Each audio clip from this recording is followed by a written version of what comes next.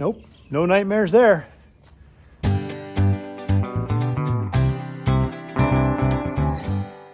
Good afternoon, I'm Mark. Welcome back to the farm. Another hot day, but I think, you know, summer in Florida, it's gonna be like that.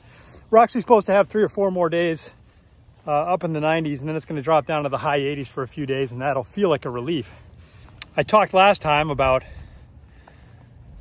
moving the steers from the outside portion here, from this pasture to this little internal area where I primarily run chickens just for a day or two at a time.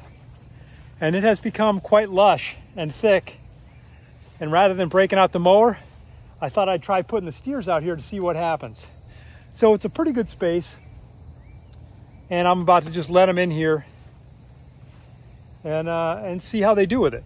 So that's my plan for this moment.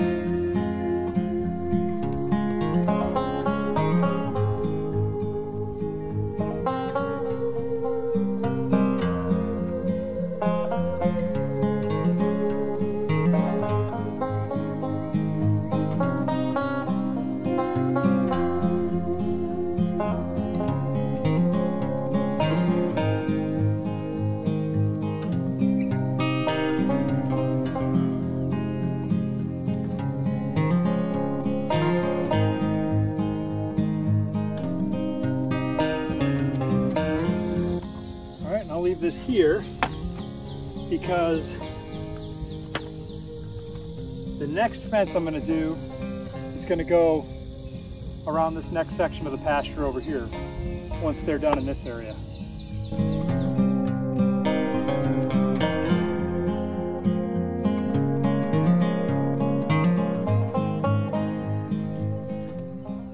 Got all my fence posts in there, and then back around to where I'll connect it here.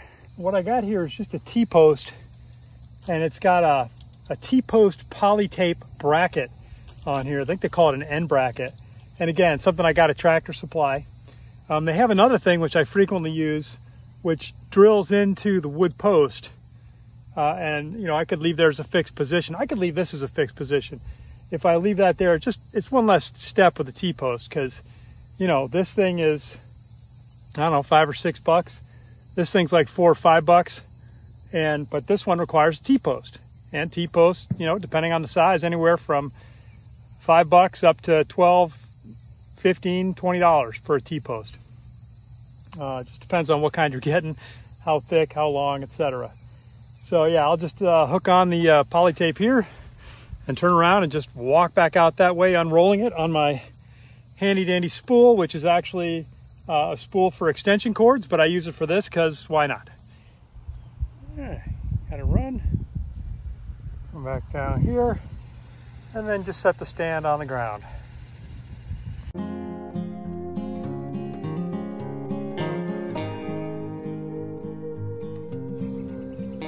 All right, this pasture is now fenced in and ready to receive. It's a little bigger than I would have wanted. Down there, that post where I've got it connected is, you know, 8 spaces wide. And if it came straight, it would come right here to where I'm standing. However, if I do that, there's no trees, no shade for the steers. Will they be okay? Yeah, they'll be okay. Me, I'll feel sad for them. So I make it wider so that they get a tree with some shade so they can come and lay underneath that during the hottest part of the day. Likewise, tomorrow morning, when I move the hens over to the area that the steers have just vacated, right now I was able to cover most of it with the poly net and give them one shot at the whole thing. But down there, there's no shade other than the coop itself. So what I'll do is sacrifice chicken treatment at that far end in order to make sure that they have a place with some natural shade outside of just their coop. And they'll like that. They really like this. I mean, they dig holes because that's what chickens do. It's kind of annoying, but that's why you don't leave them any place too long, because they'll turn it into a moonscape if you do. But that's what's going to happen tomorrow, and they'll be up this end so that they can get some shade.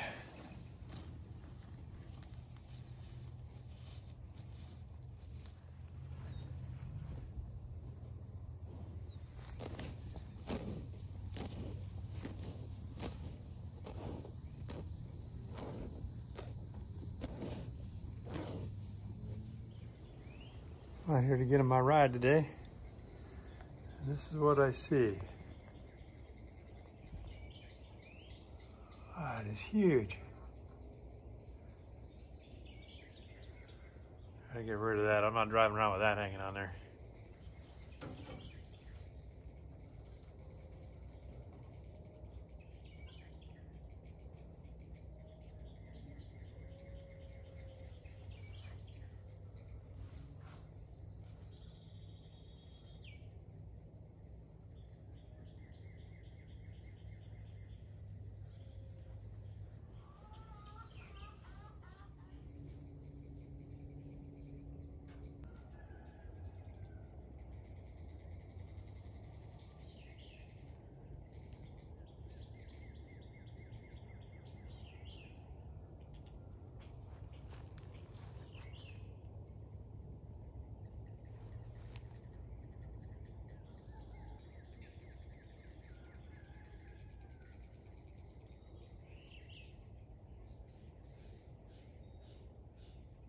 Come to Florida, it's warm.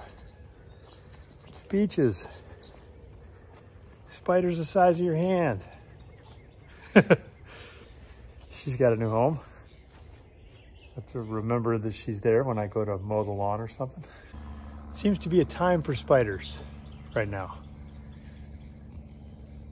Just took a good look at the barn rafters.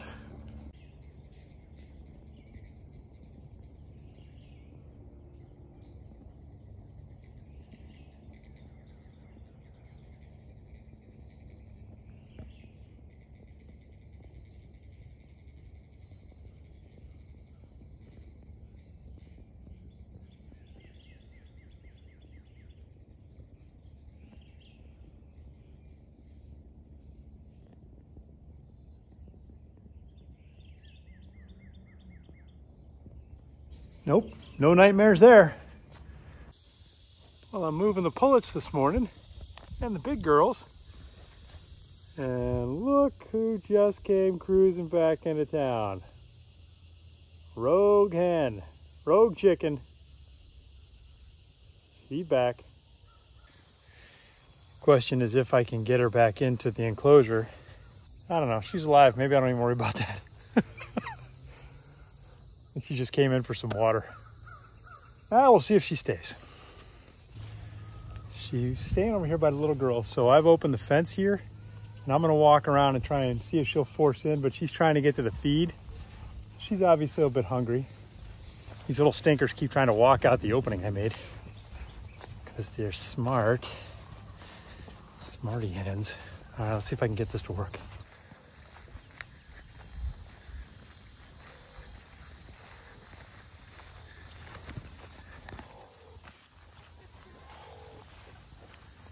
Are you being really aggressive with these little girls, huh? Are you being so aggressive?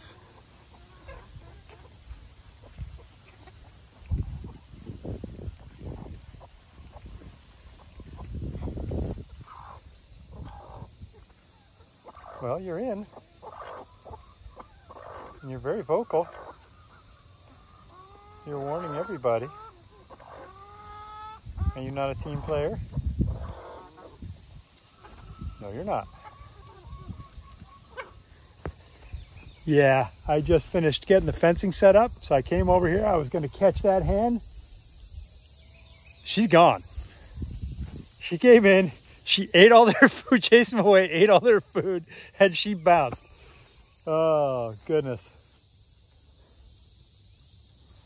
Well, she's still alive, so that's something. Well, I waited till a cooler day. It's only about 88. And I got out and I decided to take out one of the burn piles. And I got to tell you, and I've said it after every burn pile that I've done that was a big burn pile, that was stupid. So I think I need to learn my lesson there, because I was not comfortable while that was going. It was quite large, but nothing else caught on fire. But my adrenaline was going there, and my face, my head, my chest, front of my legs, everything is going to be red tonight because I'm just in there close with the hose trying to keep it under control. And that was an illusion. I wasn't controlling anything. So I'll get this pile compressed in a little bit, and then I think what I'll do is I'll go to the next one and I'll just drag one branch at a time, put it on there, let it burn. One branch, let it burn. Longer, slower, much less exciting, and better for my heart. Man. Well, that's pretty good. And then this pile, I probably cut down about a third of it. Just pulling stuff off and dragging it over. It used to extend way out to here and way out to here. So yeah, next time I'll just have a saw so I can hack at it. And man, is that how red my face is? Wow. That fire was hot, man. I'll just have my saw out here and I'll just cut these things in chunks and I'll just keep burning them here on this pile rather than burning a whole nother one of these again, because that was scary and a really bad idea. It's been a day and a half since I was out here doing this pile, and I just threw some sticks down in the spot where there was a fire previously. I haven't lit anything, I haven't done anything, and look at this.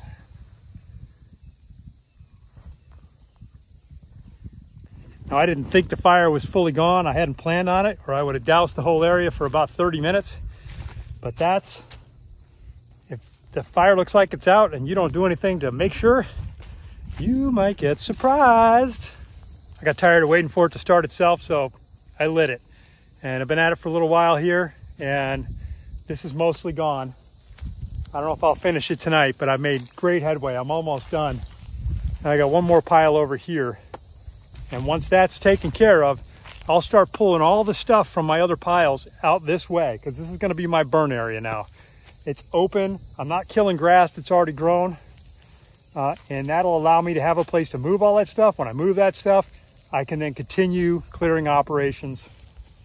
This may continue for a while at various paces. Got quite a bit done. Not as much as I wanted, but this process is slower, but it's safer, and I think that's ultimately the most important part here. I'm not on a speed drill or anything. So, fire's burning down, animal rotations are going good. I think that's going to do it from here. We'll talk to you guys later.